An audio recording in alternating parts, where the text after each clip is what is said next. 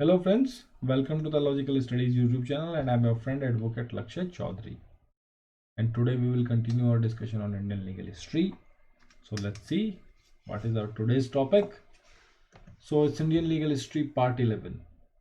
और इसमें हम पढ़ने वाले हैं Charter of 1726. Then we will go for main reason behind the Charter of 1726 and in last we will go for important provisions of Charter of 1726. तो चलिए चलते हैं, स्टार्ट करते हैं. Charter of 1726 granted by the British King George I on September 24, 1726. Date is not that important, लेकिन फिर भी 24 सितंबर 1726 को जो ब्रिटिश किंग थे जॉर्ज वन, उन्होंने इसको इशू किया. तो इसका साफ साफ मतलब है crown issue this charter. Crown issued this charter, not EIC, east India company, with a view to introducing a uniform system of judicial administration in Indian settlement. तो मकसद क्या था, उद्देश्य क्या था? मकसद ये था कि जो जुडिशियल एडमिनिस्ट्रेशन है इंडियन सेटलमेंट में, उसमें एक यूनिफॉर्मिटी आ जाए. वो एक ही रूल, एक ही लॉ, एक ही प्रोसीजर को फॉलो करे. ऐसा नहीं है इस सेटलमेंट में ये कोर्ट काम कर रहा है, इस सेटलमेंट में दूसरा कोर्ट काम कर रहा है. नहीं, हर सेटलमेंट में एक ही तरीके का जुडिशियल एडमिनिस्ट्रेशन हो और एक ही रूल को वो फॉलो करें और एक ही उनकी प्रोसीडिंग्स हो, अलग अलग ना हो. तो ये उद्देश्य था किंग जॉर्ज का, इसलिए उन्होंने सितंबर 24, 1726 में ये चार्टर इशू किया. Charter of 1726 provided for the establishment of corporations and setting up और remodelling of the mayor's court at 3 presidencies of Bombay, Madras and Calcutta. So my dear friend, this is important point.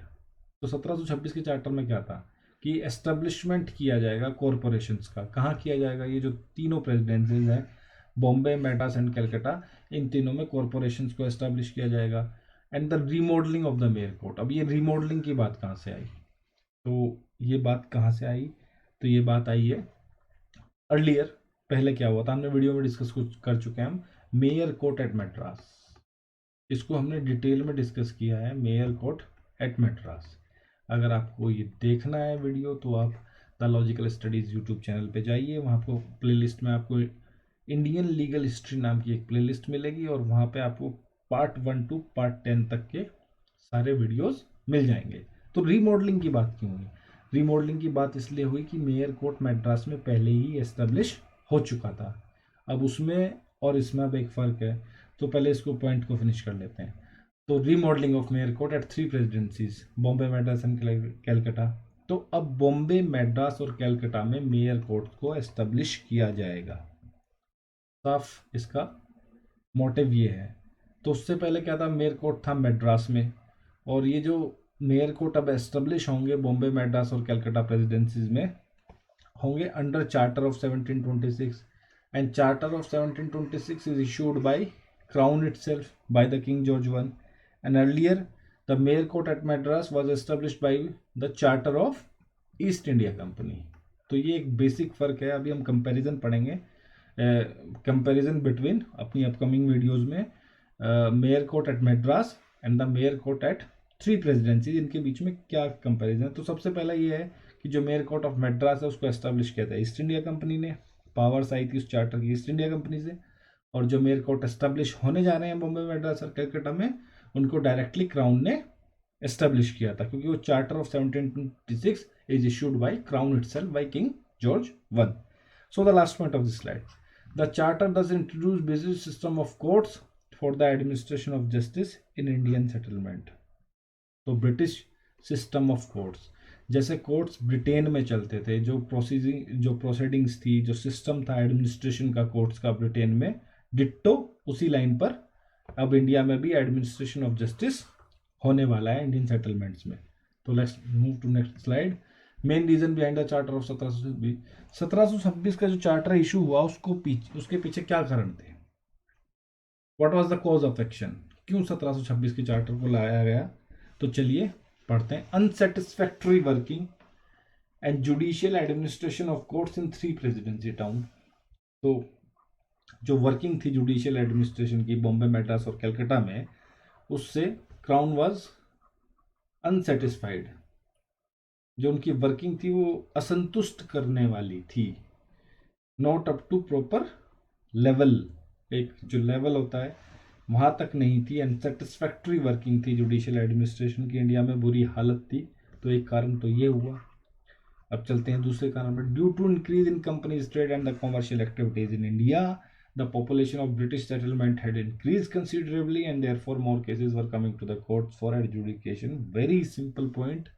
जैसे जैसे east India company का व्यापार भारत में बढ़ना शुरू हुआ, British settlements भी जो थी उनमें पॉपुलेशन का बढ़ना शुरू हुआ, क्योंकि और ट्रेडर्स आ रहे थे, कुछ ट्रेडर्स यहीं पे रुक जा रहे थे, बस जा रहे थे यहाँ पे, तो उन्हीं से रिलेटेड मामले भी बढ़ने शुरू हुए और कोर्ट्स के पास आने शुरू हुए।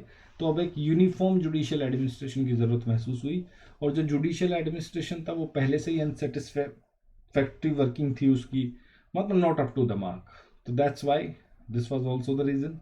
सो let's move to our next point.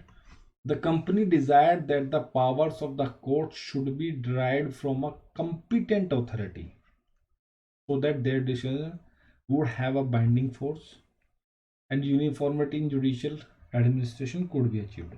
तो my dear friends, third point में तीन ही पॉइंट है अंदर, जिसके एक तो कंपनी ये चाहती थी इस बार कि एक कंपिटेंट ऑथोरिटी चार्टर को इशू करे ताकि उसके डिसीजन की एक बाइंडिंग फोर्स हो, कोई चैलेंज ना कर सके। क्राउन ने कोर्ट एस्टैब्लिश कर दिया अपने चार्टर के थ्रू। अगर कोई इन कोर्ट्स की प्रोसीडिंग्स को या इनके डिसीजंस को, इनके जजमेंट्स को कोई चैलेंज करेगा तो उसका मतलब वो ब्रिटिश क्राउन को चैलेंज कर रहा है directly. And uniformity in judicial administration could be achieved.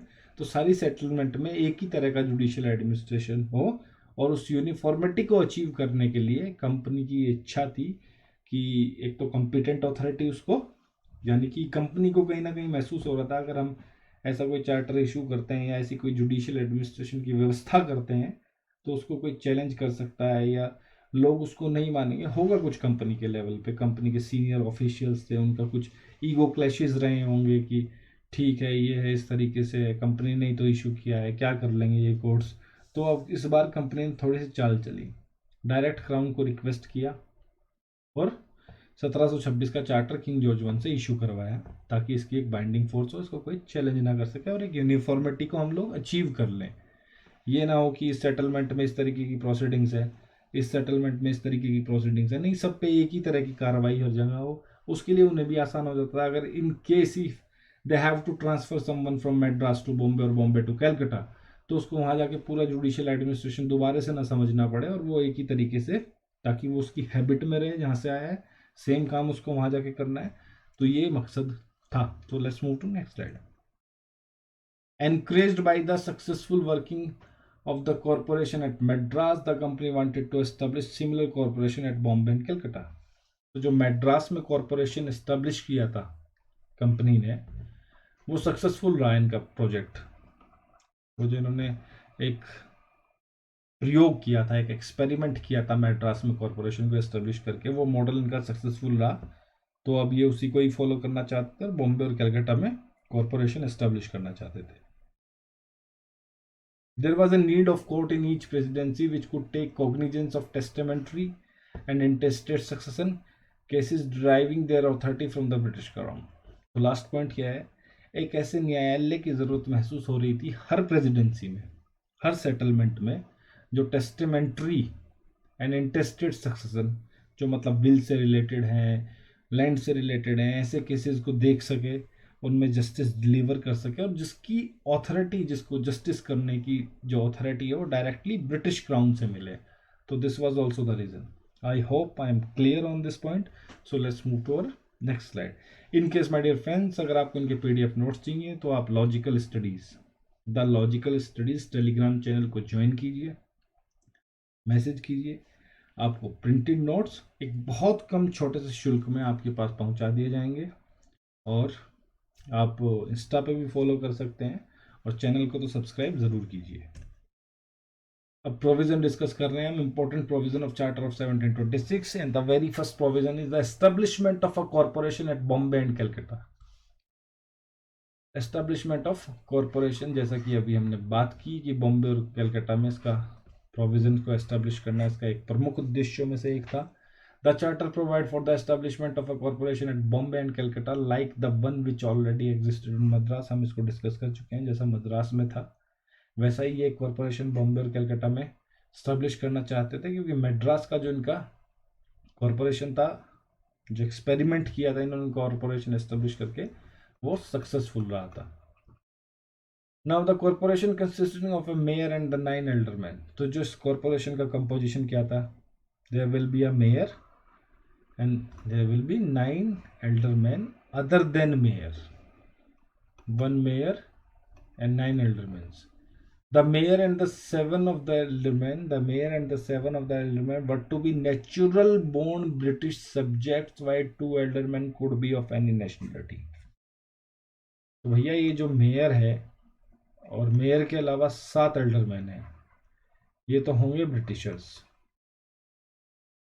British born, और बचे 2, ये किसी भी नेशनलिटी के हो सकते हैं, इंडियन हो सकते हैं, आर्मीनियन हो सकते हैं, कहीं से भी हो सकते हैं, rest of the world. Mayor was to be elected annually by the aldermen. The aldermen were to hold office for the life or till the residence in presidency town. Very simple point. जो mayor को, ये alderman है 9 alderman, जब mayor का election होगा ये 9 alderman will vote and select the mayor. और ये जो एल्डरमैन है ये कब तक ऑफिस में रह सकते हैं, for the lifetime. There is only one condition, in case ये उस प्रेसिडेंसी को छोड़ के चले जाएं, इन केस ये सब डेथ, अगर इनकी डेथ हो जाए तो ये ऑफिस में नहीं रहेंगे। अगर उस प्रेसिडेंसी को छोड़ के ये जा रहे हैं, दूसरी प्रेसिडेंसी में मूव कर रहे हैं, तो ये उस कॉरपोरेशन का पार्ट नहीं रहेंगे। So I hope I am clear. Let's move to next slide. Mayor courts and presidency town. So my dear friends, important topic of the day, mayor courts in presidency town by the virtue of charter of 1726। तो कई बार question में क्या होता है, कई बार पूछ लेते हैं mayor court at Madras, explain the mayor court at Madras and explain the mayor court at Madras by charter of 1726। तो इसमें कंफ्यूज नहीं करना है, कंपैरिजन पढ़ेंगे अपकमिंग वीडियो में, उसको ध्यान से देख लीजिएगा आप। सो जो चार्टर ऑफ 1726 से मेयर कोर्ट मद्रास प्रेसिडेंसी में एस्टेब्लिश हुआ, उसके बारे में हम पढ़ने जा रहे हैं। The mayor court and 9 aldermen form a court of record which was called as mayor court. ठीक है, it was called of court of record. इसकी सारी प्रोसीडिंग्स रिकॉर्ड की जाती थी। तो मेयर और 9 एल्डरमैन मिलके एक कोर्ट ऑफ रिकॉर्ड बनाते थे, जिसको हम मेयर कोर्ट जानते हैं। It was empowered to decide all the civil cases with the presidency town and the factory subordinate thereto. तो जितने भी सिविल केसेस होंगे प्रेसिडेंसी टाउन के, और जो प्रेसिडेंसी टाउन के साथ फैक्ट्रीज एसोसिएटेड होंगी, like it's Bombay, there are some factories near Bombay presidency town और near Bombay presidency, these factories are associated somehow with Bombay presidency. तो इन फैक्ट्रीज से भी रिलेटेड जो सिविल केसेस होगा, उसको ये मेयर कोर्ट के जुरिस्डिक्शन में होगा, और मेयर कोर्ट उससे रिलेटेड सारे सिविल केसेस को एडजुडिकेट करेगा। The mayor together with 2 other English aldermen form the quorum. So my dear friends, I had already discussed about what is the quorum, is the minimum requirement कि इतने लोग तो होने ही होने चाहिए। तो मेयर के साथ अगर 2 इंग्लिश एल्डरमैन है, मेयर प्लस 2 इंग्लिश एल्डरमैन, तो quorum बन जाता है, court can start its proceedings. So here we go for next point. The court also exercised testamentary jurisdiction and could grant probate of will and letters of administration in case of intestacy. So my dear friends, court also exercised testamentary jurisdiction, मतलब civil jurisdiction तो court के पास है, उसके अलावा जो will say related cases होते हैं। अब इतना क्यों बात हो रही है टेस्टिमेंट्री जुरिस्डिक्शन की और grant probate of will and later of administration, क्यों इतनी बात हो रही है? तो उस वक्त क्या था, बेसिकली जो रियासतें थी, बड़े बड़े ज़मींदार थे, इन केस कोई रियासत है या कोई ज़मींदार है, उसको कोई बेटा नहीं है और वो बिना बेटे के, मतलब लड़कियां हैं, लड़कियों की शादी होगी, उस सब वक्त लड़कियों को प्रॉपर्टी ट्रांसफ़र नहीं की जाती थी, तो बिना बेटे के, तो वो ये सब लोग हड़प लेते थे। जो अंग्रेज़ थे जिनके जुरिस्डिक्शन में ये सब लोग हड़प लेते थे उनकी प्रॉपर्टी को। तो इस तरीके के लिए, तो इसके लिए सिविल कोर्ट के साथ साथ इसको टेस्टामेंट्री जुरिस्डिक्शन भी दिया गया है। विल से रिलेटेड जितने भी काम है ये कोर्ट करेगा, सिविल प्लस विल। अभी क्रिमिनल की बात नहीं हुई है, इस कोर्ट का क्रिमिनल जुरिस्डिक्शन नहीं है, Mayor court in presidency town by the virtue of charter 1726 don't have any criminal jurisdiction. It have only civil plus testamentary jurisdiction. So let's move to next slide. The court was to hold its sitting no more than 3 times a week and appeal from the decision of the court laid to the governor and council. So my dear friends, अभी हमने part 1 to 10 cover कर लिए हैं Indian legal history में. अब हम part 11 कर रहे हैं. तो पार्ट 1 to 10 में जितने भी कोर्ट्स आए हैं उनमें केवल यही मेयर कोर्ट है, मेयर कोर्ट एट मद्रास, जो हफ्ते में 3 बार ये कोर्ट लगता है. Court was to hold it sitting no more than 3 times a week. 3 बार ये वीक में बैठ सकता है. और जो इससे अपील होगी, जो इसके डिसीजन से खुश नहीं है या डिसीजन चैलेंज करना चाहते हैं, वो अपील के लिए कहाँ जाएंगे? गवर्नर एंड काउंसिल के पास. I hope I am clear. Cases involving the value of subject matter over 1000 pagodas. Actually, pagoda was the gold coin at that time, currency in use. Cases involving the value of subject matter about 1000 pagodas, the further appeal led to the king in council. अगर कोई ऐसा मुद्दा है, mayor court से appeal गई governor and council के पास, तो लेकिन जो सब्जेक्ट मैटर है उसकी वैल्यू 1000 pagodas से ज़्यादा है, तो उसकी जो अपील होगी वो किंग इन काउंसिल के पास जाएगी. जो किंग है क्राउन के, इंग्लैंड में बैठते हैं, उनकी जो काउंसिल है वो उसके पास वो अपील जाएगी. The court had no criminal jurisdiction. जैसा कि हमने पहले डिस्कस किया है, इस कोर्ट का क्रिमिनल जुरिस्डिक्शन नहीं है. So let's move to the next slide. Being a court of record, the mayor court commit persons for its contempt. Court of record था, तो इसलिए जो मेयर कोर्ट के पास पावर थी, अगर जो इसका कंटेम्प्ट करते हैं, कंटेम्प्ट ऑफ कोर्ट कहते हैं ना, कंटेम्प्ट ऑफ कोर्ट, अवमानना. कंटेम्प्ट का मतलब होता है अवमानना. कोर्ट ने कोई आदेश नहीं दिया है और कोई उसको मान नहीं रहा है, अवमानना कर रहा है कोर्ट के आदेश की, तो उसके लिए मेयर कोर्ट पनिश कर सकता था उस पर्टिकुलर पर्सन को. The process of the court was to be executed by the sheriffs, the junior member of the court, who were initially nominated by subsequently chosen annually by the governor and council. तो जो court की कार्रवाई थी ना, जो clerical staff था court का, the process of the court was to be executed by sheriffs. जो शेरिफ्स अपॉइंट होते थे उसके, वो जूनियर मेंबर होते थे कोर्ट्स में, नॉमिनेटेड बाय और एनुअली चूज किए जाते थे और नॉमिनेट किए जाते थे बाय गवर्नर एंड काउंसिल के through. There was no specific mention in the Charter of 1726 as to law which was to be applicable in the Mayor Court, but since the earlier Charter of 1661 provided that justice was to be administered in accordance with the English law, तो जो Charter of 1726 आया था उसमें ये कहीं भी mention नहीं था कि ये मेयर कोर्ट कौन से रूल्स को फॉलो करेगा. लेकिन जो Charter of 1661 था उसमें ये कहा गया था कि justice was to be administered according to the English law. So it was presumed that the same law was to be followed by the mayor court in deciding cases. So not that much important point कि charter of 1726 में ये नहीं बताया गया कि mayor court कौन से law को फॉलो करेगा. लेकिन जो चार्टर ऑफ 1661 में एक गाइडलाइन थी कि इंग्लिश लॉ को फॉलो किया जाएगा, तो ये मान लिया गया कि जो 1726 में मेयर कोर्ट एस्टेब्लिश हो रहे हैं प्रेसिडेंसी टाउन में, वो भी इंग्लिश लॉ को और इंग्लिश प्रोसीजर को फॉलो करेंगे केसेस को डिसाइड करने में. So let's move to next slide. So this is about thank you. So thank you so much my dear friends, dear legal so watching my video. Please share my channel, subscribe my channel, like कीजिए, dislike कीजिए. अच्छा लगे तो अच्छा बताइए, बुरा लगे तो बुरा बताइए, क्योंकि सुधार की गुंजाइश हमेशा बनी रहती है. तो वैसे ही accordingly we will act upon that. So in case you want to contact so on Telegram the logical studies channel को ज्वाइन कीजिए. Staff is same, again the logical studies follow कीजिए. कोई बात हो तो डायरेक्ट मैसेज कीजिए. And our Gmail ID is thelogicalstudies@gmail.com. So my dear friends, this is your friend Lakshya Chaudhary signing off for the day. We'll see you soon with a new video on a new topic. Till then, bye and take care.